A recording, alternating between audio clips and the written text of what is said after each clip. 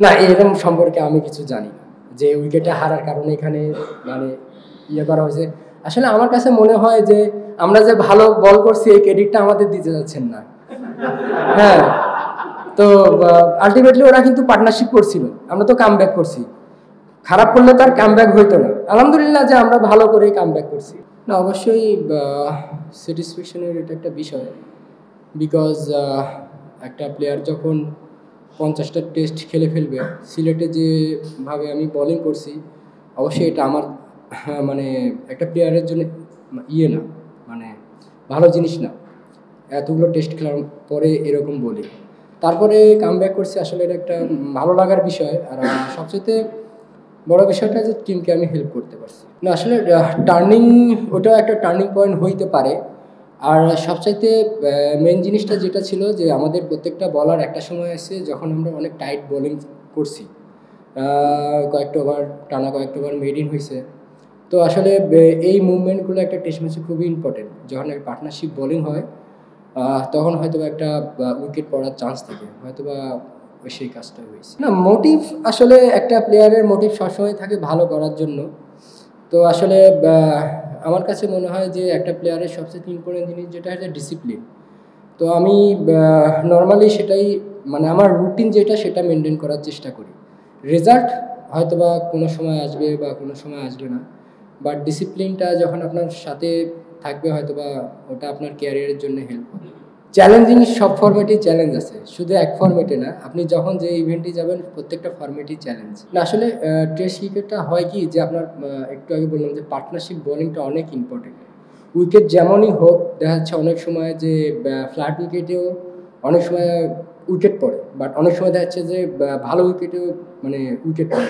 But এখানে বিষয়টা এরকম যে আপনার পার্টনারশিপ বোলিংটা কতটুকু হচ্ছে আমাদের ব্যাটসম্যানকে যখন আমরা প্রেশার দিব তখন উইকেটের আসার চান্সটা বেশি থাকে। আর আপনি অবশ্যই সিলেটের উইকেট আর এখানকার উইকেটের অনেক ডিফারেন্স আছে, বাট ওরা একটা সময় কিন্তু খুব ভালো খেলতেছিল। তো আমাদের তখন একটাই প্ল্যান ছিল যে আমরা মানে বাড়তি কোনো কিছু না করে আমরা যেন একটা ডিসিপ্লিন ওয়াইজ যেন তাদের রানটা আটকে রাখতে পারি। এবং এখানে অনেক সময় এমন রেকর্ড আছে যে 150-200 রানের পার্টনারশিপ হয়েছে, একটা উইকেট পড়ার পর সাথে সাথে 2-3টা উইকেট পড়ছে।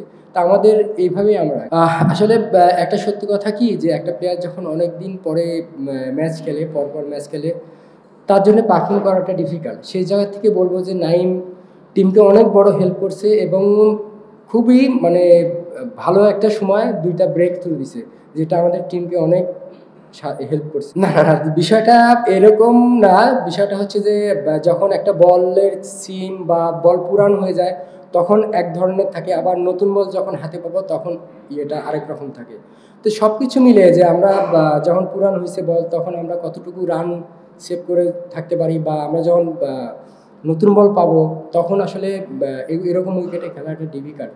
তো আমরা আসলে রানটা কন্টিনিউ করার চেষ্টা করতেছি। আমার কাছে মনে হয় এতগুলা টেস্ট খেলার পর বা আলহামদুলিল্লাহ যে কয়টাই উইকেট হয়েছে, একটা ম্যাচ দেখে যারা মানে ক্রিটিসিজম করে আমার মনে হয় না তারা খেলা বোঝে। আফসোস বলতে নাই, প্লেয়ারদের মানে হ্যাট্রিক আসলে জীবনে বারবার আসে না, হয় না, একটু খারাপ লাগতে পারে, বাট আলহামদুলিল্লাহ যে টিমকে হেল্প করতে পারছি। প্রত্যেকটা প্লেয়ারেরই স্বপ্ন যে আমি সেরাদের থেকে সেরা হব।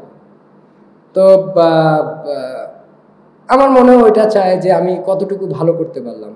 তো আসলে প্লেয়ারদের জীবনে সত্যি কথা বলতে কি স্যাটিসফ্যাকশন জিনিসটা আসে না যতক্ষণ না আমি অনেক দূর যাইতে পারবো। তো আমার ক্ষেত্রে যে আমি চেষ্টা করবো যে যত দূর যায় আমার মানে সাকিব ভাইকে ছাড়াইতে হবে।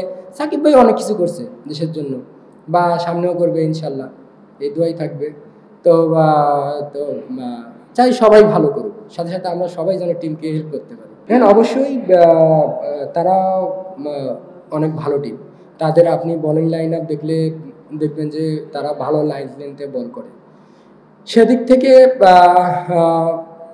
কন্ডিশন আমাদের সেই হিসাব করলে দেখা যাচ্ছে, আর আমরা আজকে যেভাবে কামব্যাক করছি আলহামদুলিল্লাহ, তো তারপরেও আমি মনে করব যে কালকে এরম উইকেটে আমাদের ভালো পজিশনে থাকাটাই স্বাভাবিক। আমরা যদি চেষ্টা করি বা আমরা যদি ভালো শুরু করতে পারি ইনশাল্লাহ আমরা ভালো পজিশন। আমি কি বলছি খারাপ মানে ব্যাটিং, আমি এই কথা বলছি? আমি তো এই কথা বলিনি যে ব্যাটিং কি মনে হয় কেমন হারবে? না, অবশ্যই নেন।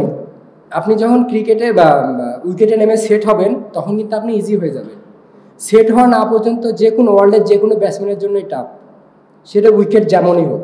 তো আমরা চাবো যে ব্যাটসম্যানরা যারা ধারাবাহিক আছে তারা রান করতে থাক, বা যারা এক ম্যাচ ধরে রান করতে পারতেছে না তারা রান করুক।